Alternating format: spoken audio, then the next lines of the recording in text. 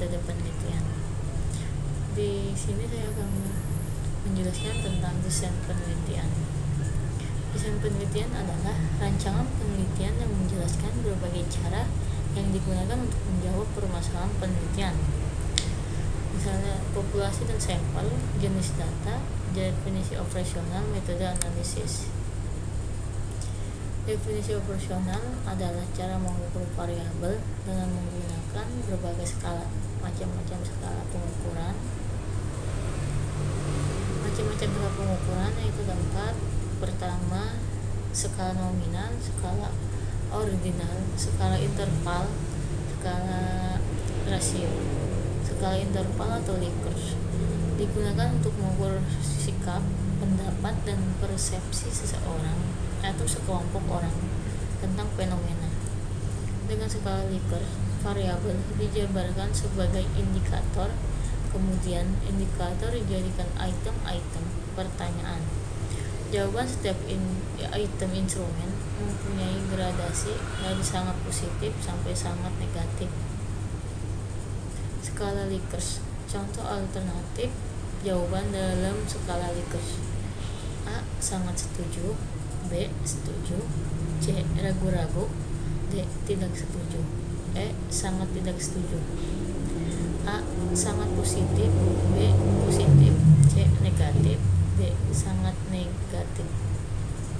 A. Selalu, B. Sering, C. Kadang-kadang, D. Tidak pernah. A. Sangat baik, B. Baik, C. Tidak baik, D. Sangat baik, sangat tidak baik. Skala Likert: A. Sangat setuju atau selalu atau sangat positif diberi skor 5. Yang B. Setuju atau sering atau positif diberi skor 4. Yang C. Ragu-ragu atau kadang-kadang atau netral diberi skor 2. D. Tidak setuju atau hampir tidak pernah atau negatif diberi skor 2. E. Sangat tidak setuju atau tidak pernah diberi skor 1. Skala Goodman: skala pengukuran dengan 2 jawaban yang tegas, data yang didapat, interval atau rasio. Skala Goodman dapat dibuat dalam bentuk pilihan ganda, juga dalam bentuk checklist. Jawaban dibuat skor tertinggi 1 dan terendahnya 0. Skala nominal: skala pengukuran di mana angka tidak memiliki makna kecuali hanya sebagai pembeda. Contoh hitam putih, cup Big 4 atau cup non Big 4. Pria wanita, departemen akuntansi, departemen pemasaran. Macam-macam skala pengukuran. 4. Skala ordinal: skala ini memiliki makna rating. Jawaban pertanyaan bertingkat. Contoh berkaitan dengan juara jika juara 4, jika juara 3, jika juara 1, jika juara 1. Macam-macam skala pengukuran. Skala rasio: yang data yang dihasilkan berupa data rasio. Skala ini merupakan skala tertinggi dalam skala pengukuran. Contoh ROA sama dengan laba bersih dikurang aset total. Populasi, teknik sampling. Populasi dan sampel. Populasi adalah wilayah generalisasi yang terdiri atas objek atau subjek yang mempunyai kuantitas dan karakteristik tertentu yang ditetapkan oleh peneliti untuk dipelajari dan kemudian ditarik kesimpulannya.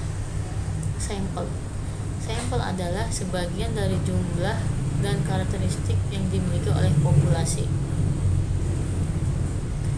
Teknik sampling. Teknik sampling adalah teknik pengambilan sampel secara sistematis. Teknik sampling seperti gambar berikut. Ada teknik sampling dibagi 2, probability sampling dan non-probability sampling. Dan probability sampling ada dibagi ada 4. Yang pertama itu sample random sampling, yang kedua proportionate statistic random sampling, yang ketiga disproportionate statistic random sampling, yang keempat area atau klaster sampling. Sampling menurut daerah. 6 probability sampling, yaitu ada 6.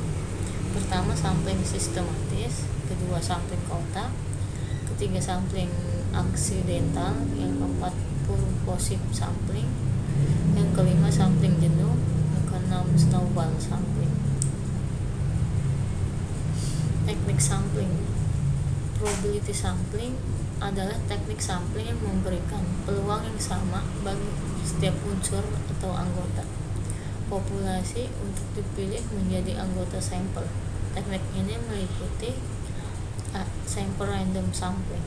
Dikatakan sampel sederhana karena pengambilan sampel anggota populasi dilakukan secara acak tanpa memperhatikan strata yang diadakan dalam populasi itu. Cara demikian dilakukan bila anggota populasi dianggap homogen. Contohnya bisa dilihat di gambar populasi dan sampel. Proportionate stratified random sampling. Teknik ini digunakan bila populasi mempunyai anggota atau unsur yang tidak homogen dan berstrata secara proporsional. Suatu organisasi yang mempunyai pegawai dari latar belakang pendidikan, maka populasi pegawai itu berstrata. Contohnya bisa dilihat populasi dan sampel. Disproportionate stratified random sampling. Teknik ini digunakan untuk menentukan jumlah sampel bila populasi strata tetapi kurang proporsional. Misalnya, pegawai dari PT tertentu mempunyai lulusan S3 3 orang, S2 4 orang, S1 90 orang, SMA 800 orang, dan SMP 700 orang. Maka 3 orang lulusan S3 dan 4 orang S2 itu diambil semuanya sebagai sampel. Karena dua kelompok tertentu kecil bila dibandingkan dengan kelompok S1, SMU, dan SMP. Cluster sampling atau area sampling. Teknik ini teknik sampling untuk menentukan sampel apabila objek yang akan diteliti atau sumber data sangat luas. Misal penduduk dari suatu negara, provinsi, atau kabupaten. Untuk menentukan penduduk mana yang akan dijadikan sumber data pengambilan sampel berdasarkan daerah populasi yang ditetapkan. Contohnya bisa dilihat di gambar 3.4, teknik cluster random sampling. Teknik sampling non-probability sampling adalah teknik yang tidak memberi peluang atau kesempatan sama bagi setiap unsur atau anggota populasi untuk dipilih menjadi sampel. Sampling sistematis adalah teknik penentuan sampel berdasarkan urutan dari anggota populasi yang telah diberi nomor urut. Misalnya, anggota populasi yang terdiri dari 100 orang. Dari semua anggota itu diberi nomor urut, yaitu nomor 1 sampai dengan nomor 100. Pengambilan sampel dapat dilakukan dengan nomor ganjil saja, genap saja, atau kelipatan dari bilangan tertentu. Misalnya, kelipatan dari bilangan 5.